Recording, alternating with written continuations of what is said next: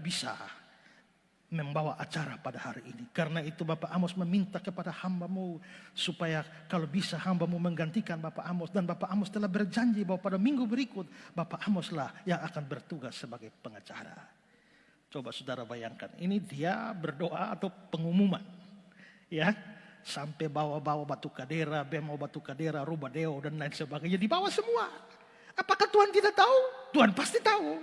Tapi kenapa perlu kasih tahu? Karena orang yang lain perlu dengar. Di sini kita bisa lihat bahwa seringkali orang jadikan doa sebagai bahan pengumuman.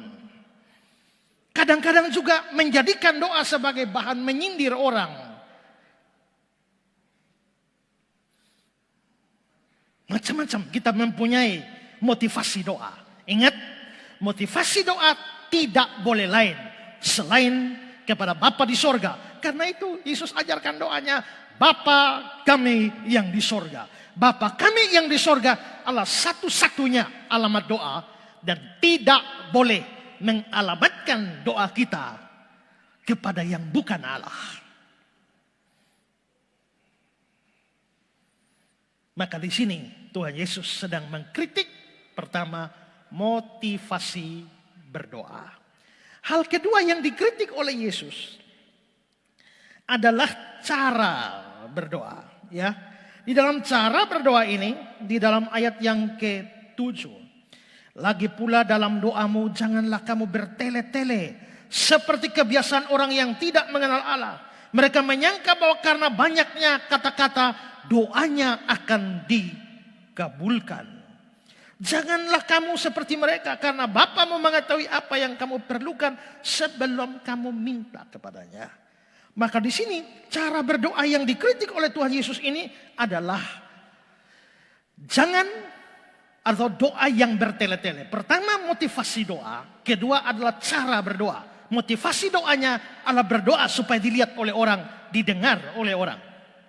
Tapi cara berdoa yang dikritik ini adalah bertele-tele. Karena itu janganlah kamu berdoa bertele-tele.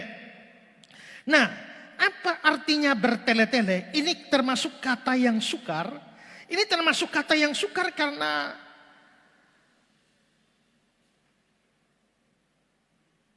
kata itu hanya dipergunakan satu kali dalam perjanjian baru. Sehingga pada waktu orang studi tentang medan makna dari kata itu menjadi kesulitan. Ya, menjadi kesulitan karena kita tidak punya referensi yang lain. Alkitab atau beberapa bagian Alkitab itu memberikan penerjemahan yang berbeda-beda. Ada yang menerjemahkan, janganlah kita melakukan pengulangan yang sia-sia. Ya. Nah, ini bukan berarti bahwa kita tidak boleh berdoa, mengulang doa, tidak. Mengulang doa tentu tidak salah. Tuhan Yesus pun di Getsemani berdoa 3 kali, mendoakan hal yang sama dengan kata-kata yang kira-kira sama. Tapi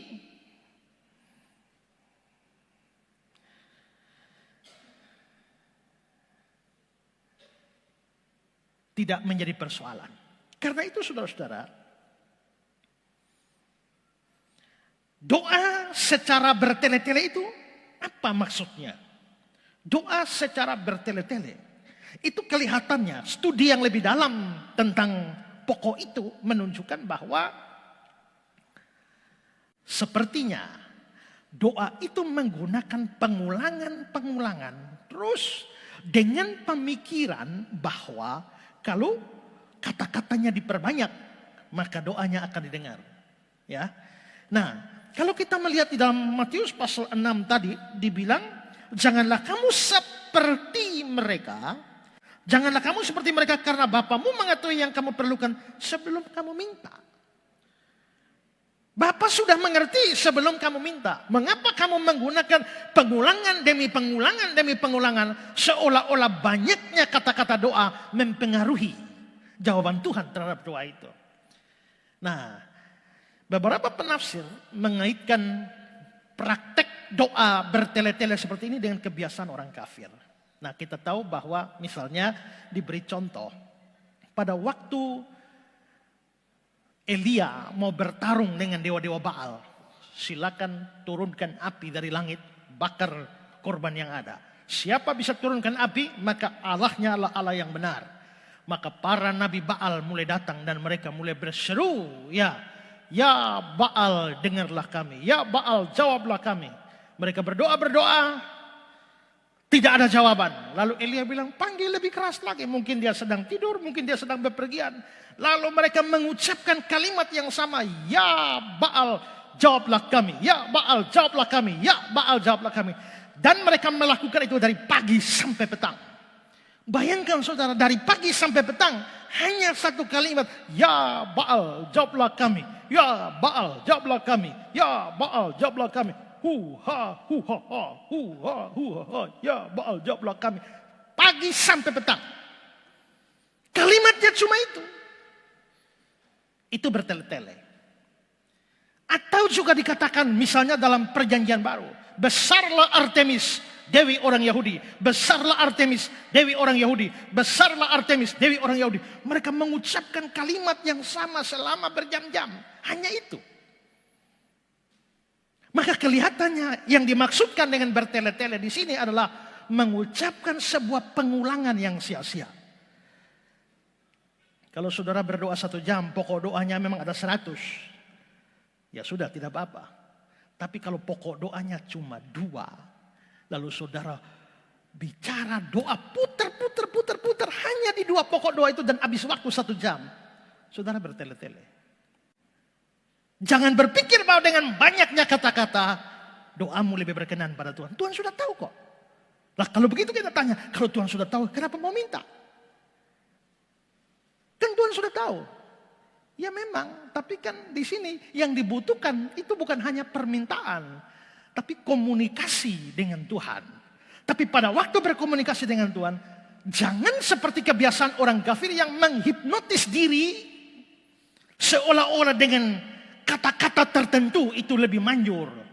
Ya Baal jawablah kami, besarlah Artemis, dewi orang Yahudi. Bahkan saya juga ketemu di kalangan Kristen orang menggunakan haleluya. Seolah-olah, haleluya, haleluya, haleluya, haleluya. Bisa sampai 1 jam hanya haleluya, haleluya, haleluya, haleluya, haleluya saja. Terus yang diminta apa? Jangan menggunakan kata-kata itu menghipnotis diri. Itu namanya doa secara bertele-tele. Menurut saya itu termasuk bahasa roh yang hanya sepotong kalimat saja ya. Nah, hula bala bala bala bala, hula bala bala itu bisa ulang sampai 2 jam hanya hula bala bala. Menyanyi atau berdoa kepada Tuhan, bukan memuaskan emosi kita. Saya pernah hadir kebaktian. Itu menurut saya juga kalau menyanyinya terus diulang. Hanya untuk menghipnotis diri saudara sendiri. Menurut saya itu termasuk menyanyi secara bertele-tele. Saya hadir satu kebaktian. Ku ingin tetap di sini menikmati bait-Mu. Ku ingin tetap di sini dan memandang indah wajah. Sekali lagi ku ingin tetap di sini. Kita menyanyi. Ku ingin tetap di sini menikmati. Sekali lagi ku ingin tetap di sini. Saya hitung. 1, 2, 7, 8, 9. Sampai ku ingin tetap di sini sampai orang mulai histeris. Ku ingin tetap di sini. Sekali lagi ku ingin. Nah, hitung 9, 10. Yang ke-11 sekali lagi ku ingin tetap di sini. Dalam hati saya bilang, saya sudah tidak ingin tetap di sini. Akhirnya saya keluar. Kenapa menyanyi harus menghipnotis diri? Itu sama dengan menggunakan kata-kata menghipnotis diri. Persis seperti, ya Baal jawablah kami, ya Baal jawablah kami. Besarlah Artemis dewi orang Yahudi. Bukan hanya berdoa tidak boleh bertele-tele. Bernyanyi pun tidak boleh bertele-tele. Kalau mengulangnya 2, 3, menurut saya masih wajar. Kalau memang ulang 4 kali karena memang ada 4 ayat. Saudara mau ulang 5 kali karena 5 ayat tidak apa-apa. Tapi kalau hanya kalimat sepotong dan terus diulang-ulang hanya untuk menghipnotis diri, saudara sedang bernyanyi dengan bertele-tele.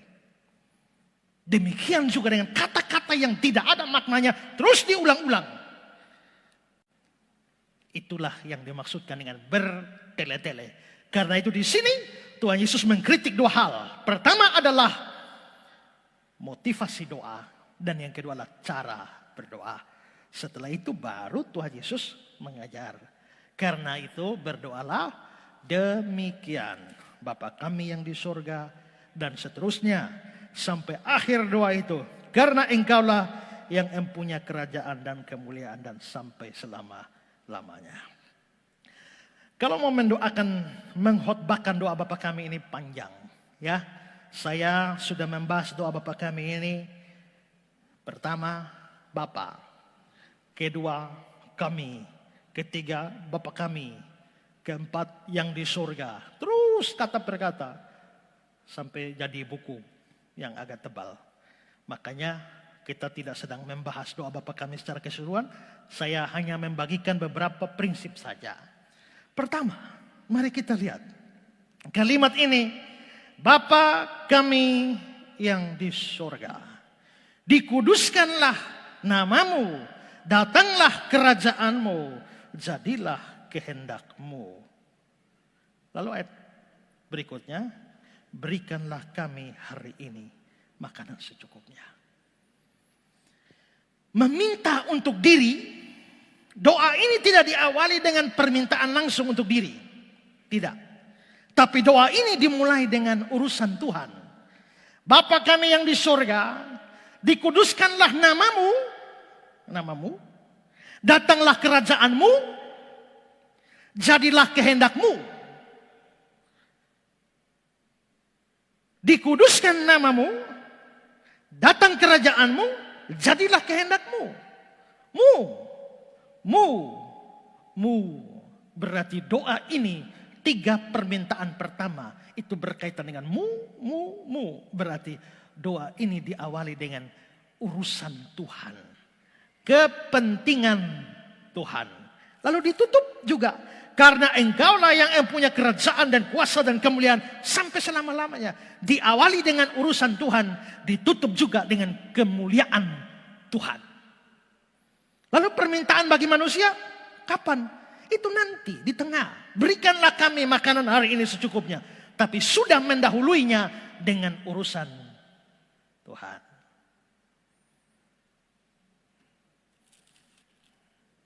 Pernahkah saudara berdoa? Menempatkan kepentingan Tuhan di atas semuanya.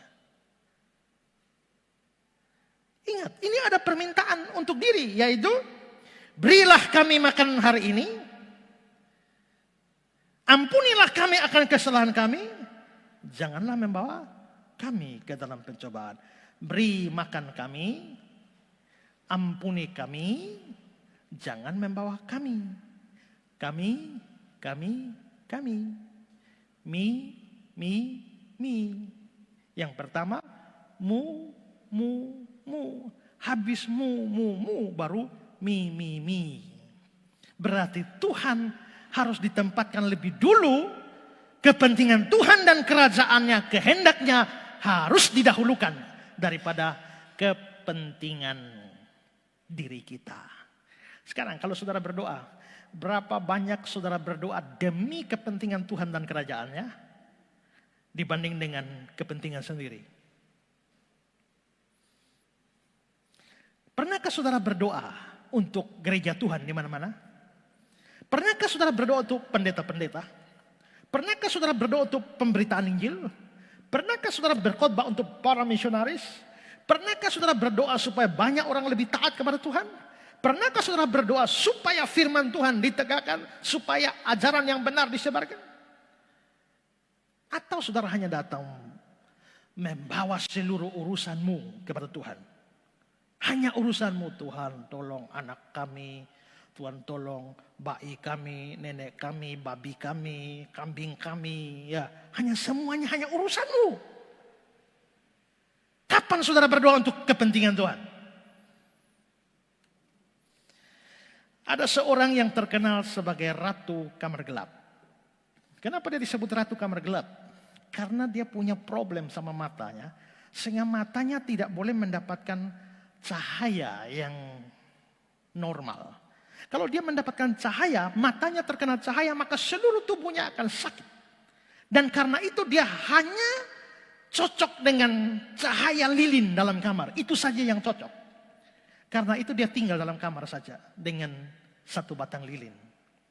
Nah, karena dia ada di dalam kamar yang gelap, maka dia disebut sebagai ratu kamar gelap. Dan dia menghabiskan banyak hidupnya dalam kamar gelap itu. Dan saudara-saudara akhirnya sampai mati juga di kamar gelap. Setelah dia mati dan kamarnya dibersihkan, ternyata orang-orang menemukan ada begitu banyak kertas doa di dalamnya. Kertas-kertas doa, dia berdoa, apa yang dia doakan dia tulis, mana yang sudah dijawab dia catat.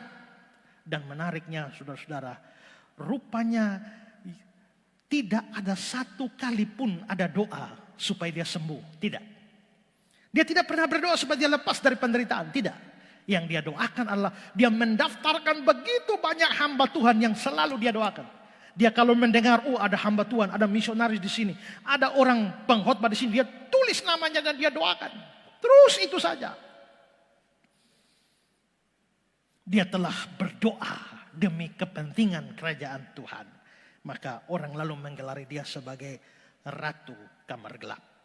Saudara, kalau saudara sering berdoa, pertanyaannya, seberapa sering saudara berdoa untuk kepentingan Tuhan? Seberapa saudara berdoa untuk kerajaan Tuhan? Seberapa saudara berdoa untuk pemberitaan firman Tuhan? Untuk pemberitaan Injil? Pokoknya urusan kerajaan Allah. Berapa banyak saudara berdoa? Kalau saudara hanya berdoa untuk dirimu, kebutuhanmu, kepentinganmu sendiri, kamu berdoa secara egois. Doa Bapa kami mengajar kita supaya menempatkan Tuhan di atasnya. Yang kedua saudara, ini saya tidak sedang mengeksposisi secara lengkap, hanya gambaran sekilas saja dari doa Bapa kami. Ini adalah, sekarang perhatikan kebutuhan yang didoakan. Berikanlah kami pada hari ini makanan yang secukupnya. Makanan ini kebutuhan apa? Kebutuhan jasmani, kebutuhan tubuh, makanan. Lalu ampunilah kami akan kesalahan kami. Minta ampun dosa itu untuk apa? Kepentingan apa? Jasmani atau rohani? Itu rohani. Ya. Janganlah membawa kami ke dalam pencobaan. Pencobaan, jangan terlepas dari pencobaan. Itu urusan apa? Itu urusan rohani. Jadi di sini kita bisa lihat bahwa doa Bapa kami ini memberikan. Tadi saya bilang bahwa setelah mu ada mi itu adalah bagian kita, untuk kita. Tapi untuk kita pertama urusan jasmani hanya satu, yaitu berilah makanan.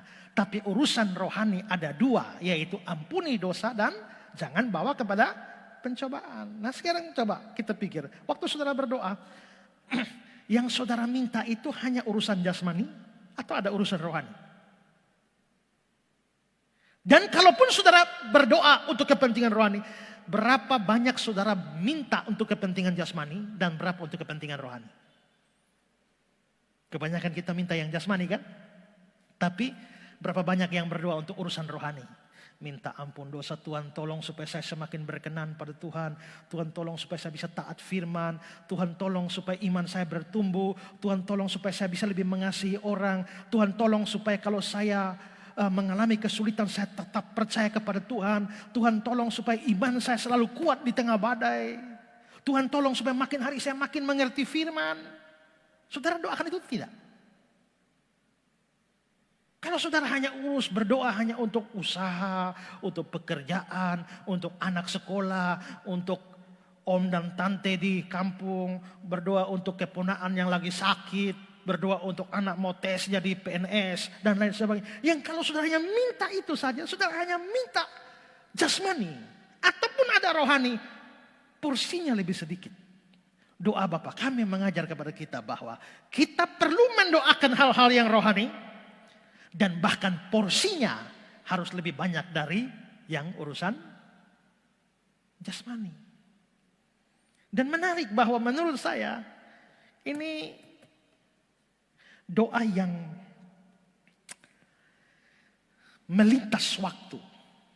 Coba, ampunilah kami akan kesalahan kami. Kenapa minta ampun dosa? Kenapa minta ampun? Karena berdosa. Berdosanya kapan? Sudah lewat. Karena dosanya sudah terjadi, maka minta ampun. Berarti dosanya sudah terjadi sebelumnya. Berarti dari posisi atau waktu berdoa, dosanya sudah terjadi kemarin, atau sudah lewat, dan karenanya minta.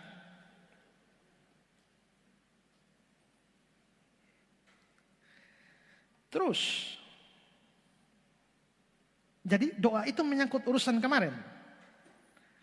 Berilah kami makanan hari ini. Makanan hari ini, ya untuk urusan hari ini. Janganlah membawa kami ke dalam pencobaan. Kapan pencobaannya? Besok atau nanti saya bisa menghadapi pencobaan. Janganlah bawa saya ke dalam pencobaan. Berarti doa ini untuk urusan yang sudah lewat, untuk urusan hari ini, dan untuk urusan besok atau nanti. Maka di sini kita bisa melihat bahwa doa yang Tuhan Yesus ajarkan ini komplit. Untuk urusan masa lalu Anda perlu berdoa. Untuk urusan hari ini Anda perlu berdoa. Untuk urusan besok Anda perlu berdoa. Maka di sini kita bisa lihat bahwa Tuhan Yesus mengajarkan doa secara luar biasa. Ya. Maka doa ini mencakup seluruh aspek hidup kita, baik jasmani maupun rohani, baik yang lalu, yang sekarang, dan yang akan datang. Kedua,